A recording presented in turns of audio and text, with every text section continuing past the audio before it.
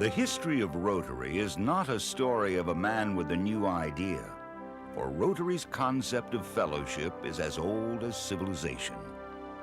But Rotary's story is that of a man who perceived fellowship in its broadest scope, and who took action to bring his particular vision of that concept to reality. Paul Harris, the man whose vision and action have changed the world. Much has been written about the beginnings of Rotary, how as a young professional in the big city of Chicago, Paul Harris sought to recreate the friendliness that exemplified his small hometown. But while that motivated bringing the idea to life, Rotary still would not have grown and flourished had not Paul Harris's vision encompassed a much broader perspective, and had not his personal dedication and action transformed that vision into the reality of humanitarian service on a global scale. Rotarians, and other folks as well, sometimes think that Rotary developed of its own accord and without effort on the part of anyone. No. Rotary has not grown by virtue of the fact that a suitable formula had been devised. It has become worldwide in its influence because of the untiring effort to extend it. Paul Harris got back to the United States in 1893, after 5 years of folly.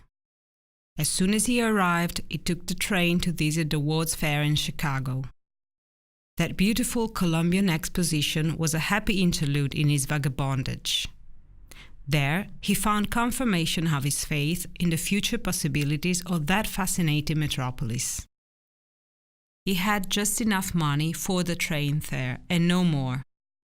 He met and became the guest of a college friend who was working at the fair. A few years later, after various working experiences in different cities, he replied to a tempting proposal. I am not going to Chicago for the purpose of making money. I am going for the purpose of living a life. 3 months short of the period of 5 years allotted to his fool's errand, the vagabond arrived in Chicago, ready to start practicing law. At last my life settled down in earnest during the early spring of 1896, when the sap was in the maple trees back in my valley. Chicago was experiencing hard times. I had anticipated hard times, but I could not see how they could be harder than the period of my vagrancy. I made my meagre resources stretch as far as I could, but to get started in the practice of law was more difficult than I had expected it to be. I managed to get a small law practice started, which eventually grew into a partnership.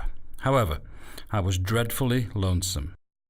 I pondered the question of finding a way to increase my acquaintance with young men who had come to Chicago from farms and colleges, who knew the joys of friendliness and neighborliness without form or ceremony.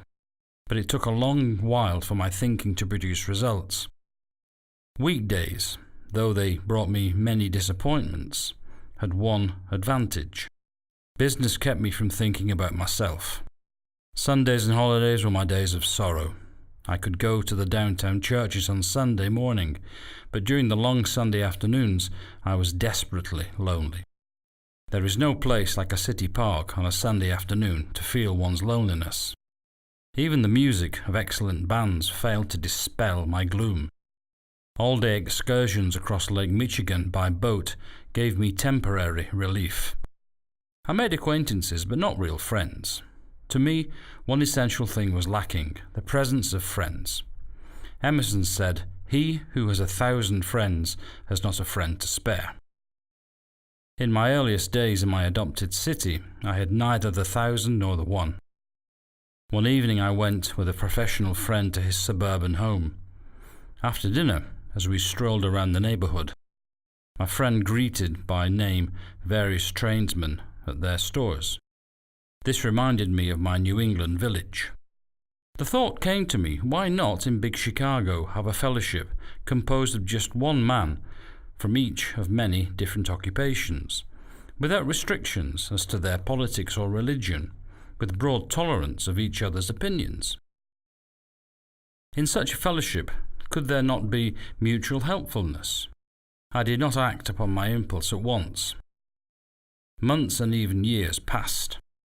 I did walk alone for a time. But eventually I called 3 young businessmen to meet with me, and I laid before them a very simple plan of mutual cooperation and informal friendship, such as all of us had once known in our villages. They agreed to my plan.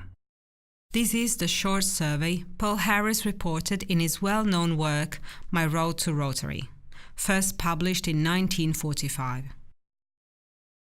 However, it must be stressed in this regard that this writing is in essence an autobiography, which extends with further details his previous 1928 writing, The Founder of Rotary.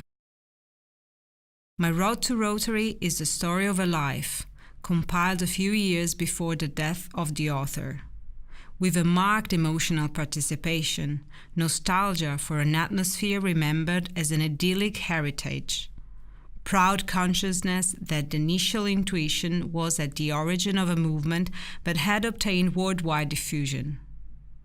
Indeed, less than 1/4 of that work is actually dedicated to Rotary.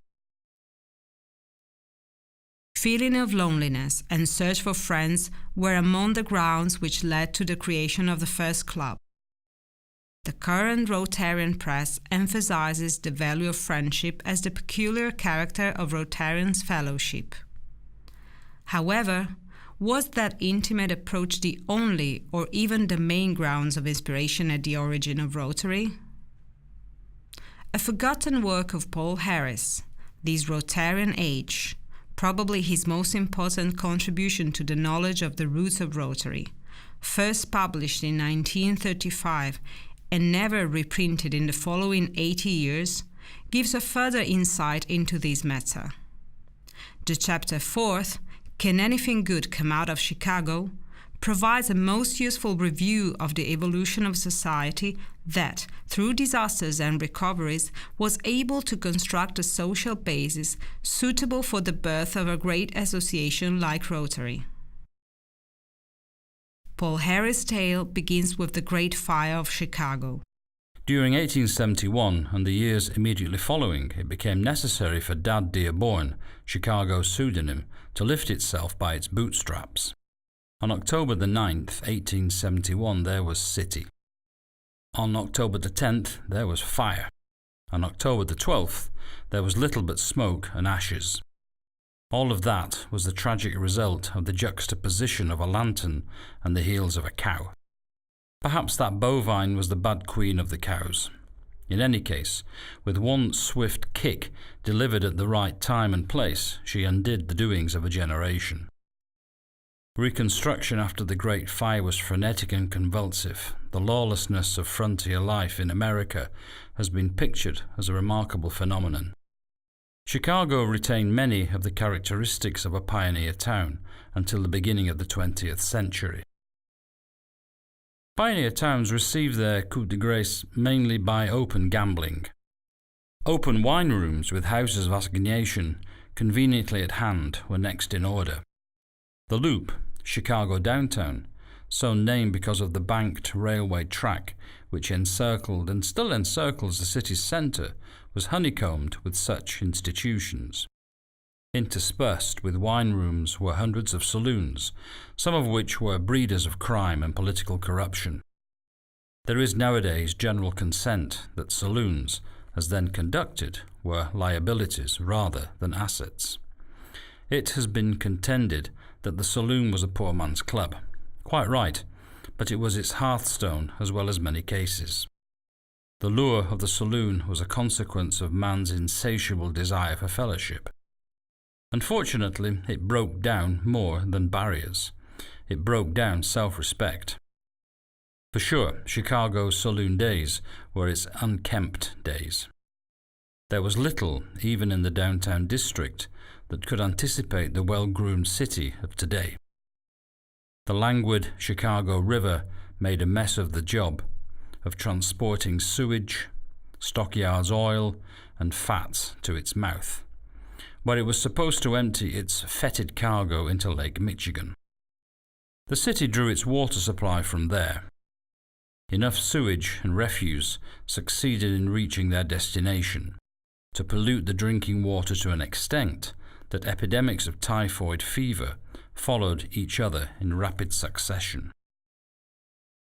These degraded conditions, both material and moral, continued over the years.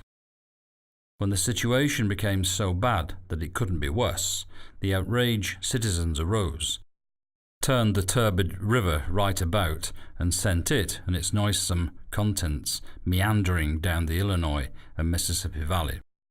The city began to flourish as a result of the action of determined citizens who were resolute enough to impose a turning point. This is the first message Paul Harris sends to us in relation to the birth of Rotary. Determined citizens can change the conditions of a community. The World's Fair and the connected Columbian Exposition, signed in 1893, the zenith of the successes of Chicago. The fair was held to celebrate the 400th anniversary of Christopher Columbus' arrival in the New World in 1492. The iconic centerpiece of the fair, the large water pool, represented the long voyage Columbus took. The exposition, which was an influential social, economic, and cultural event, had a profound effect on Chicago's self-image and became the symbol of the emerging American industrial and financial power. What was in some respects Chicago's zero hour came toward the end of the 19th century during the Depression following the fair. There is no whip like the whip of destitution, and multitudes were destitute. The consequences were tragic. In the tenement districts, heart-sickening evidences of want and distress were to be seen everywhere. Employment was reduced to the minimum. Soup kitchens were open for homeless men, women, and children. Storms that buried streets and sidewalks of the city in snow were welcomed, because they provided a temporary job. 6 months penitentiary commitments were deliberately pursued, because they gave at least shelter and food. The courts were glutted with forcible entry and detainer suits. There was a reversion to the primordial. Corrupting forces and delinquency dominated the scene. However, Paul Harris writes, "There was one force that had to be reckoned with, and that was the spirit of the people that found expression in Chicago's time-honored motto, 'I will.' International press pictured Chicago's delinquencies in startling light, but gave little account of the back-to-the-wall fight that the better element was making against them. Chicago had that rebuilt itself after its devastating fire was game enough to lift itself out of the slough of bad repute.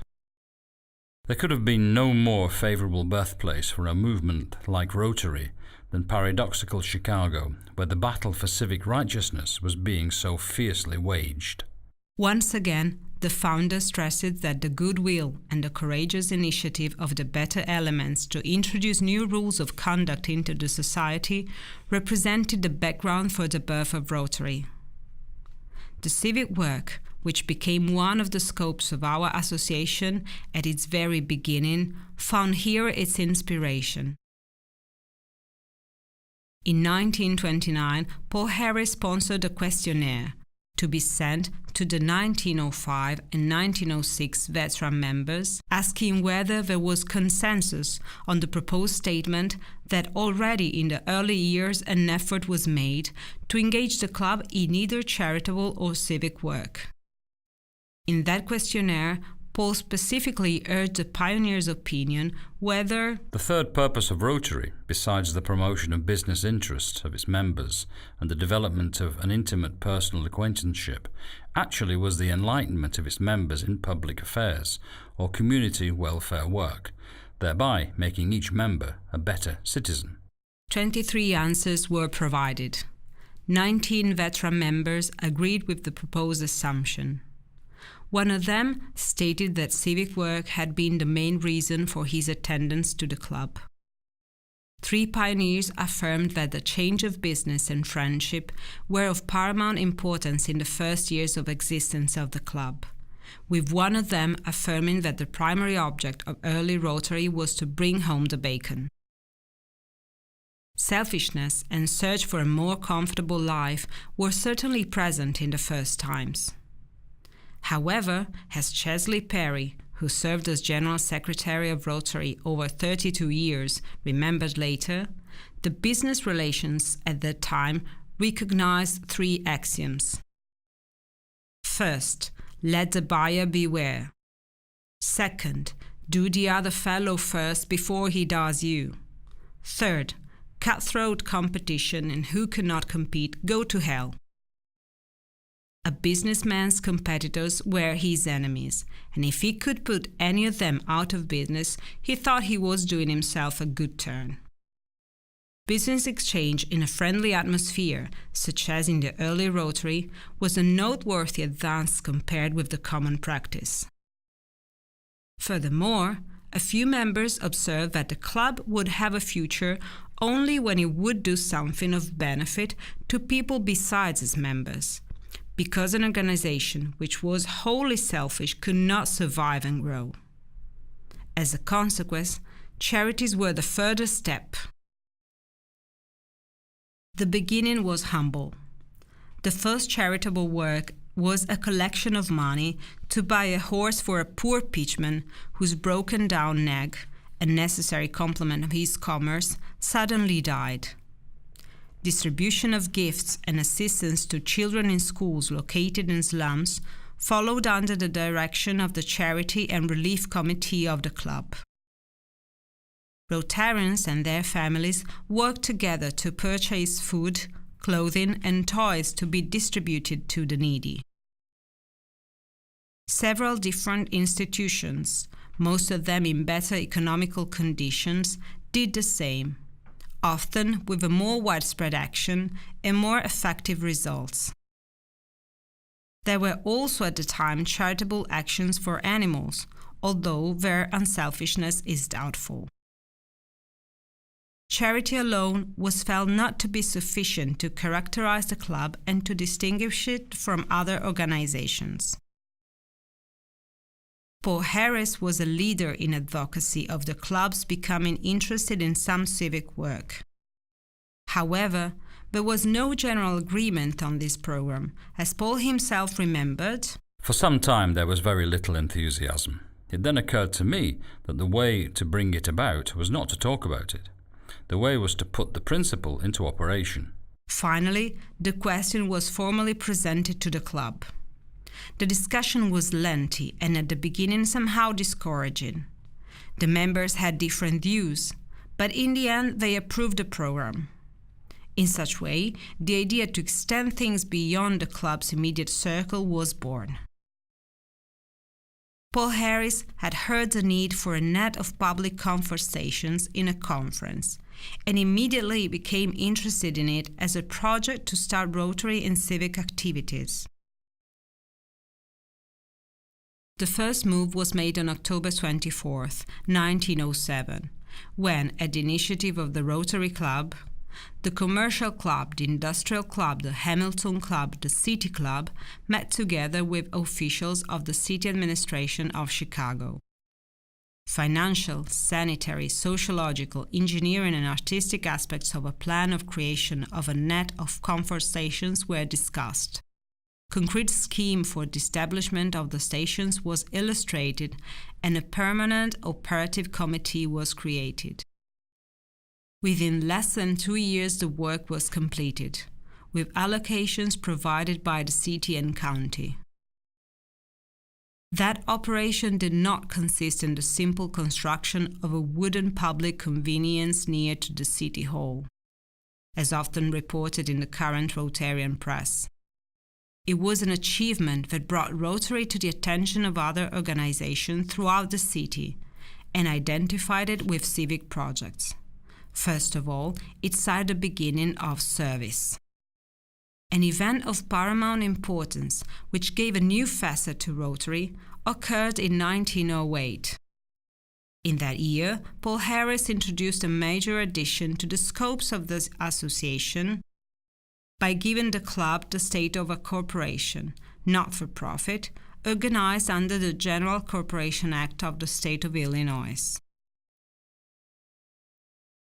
The certificate was issued on July 27, 1908.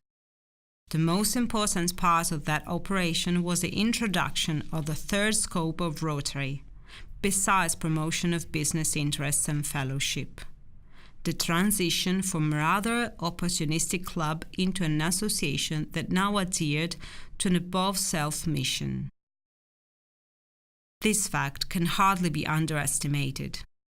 Actually, that document marked a turning point in the history of Rotary. For the first time, a social commitment was promoted and an ethic principle was affirmed. As a matter of fact, the third and main scope was now to advance the best interests of Chicago and spread the spirit of loyalty among its citizens. That document was epoch-making because it affirmed how the relationship of a Rotarian towards his community should be intended, and signed the passage from the self-above-service stage to the service-above-self stage. This new scope became a distinguishing mark of both the Chicago Club and the clubs that followed in America and in the world. Hello, Chair. Oh, Paul. I'm mighty glad to see you. Thank you. Sit down.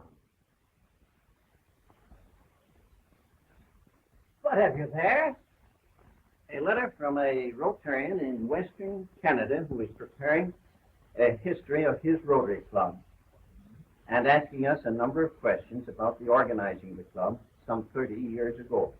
Of course, we can answer them from our historical record. But as you will see, to 3 of them, he requests a direct reply from you. And that brings us to our third question. Our correspondent is not only interested in the past, but he also wants to know what you, as the founder of Rotary, think about the future of Rotary. Thinking of the future of Rotary, yes, I am an incurable optimist. My hope for the future is that Rotarians will continue to be ambassadors of goodwill to high and low, rich and poor, to all races, to devotees of all religious faiths, and to members of all political parties. That Rotarians will be purveyors of tolerance, forbearance, helpfulness, kindliness, neighborliness, and friendliness. That through our worldwide Rotary Fellowship, our business and professional men, united in the ideal of service, we shall achieve our goal of international understanding, goodwill, and cooperation for the welfare of all mankind.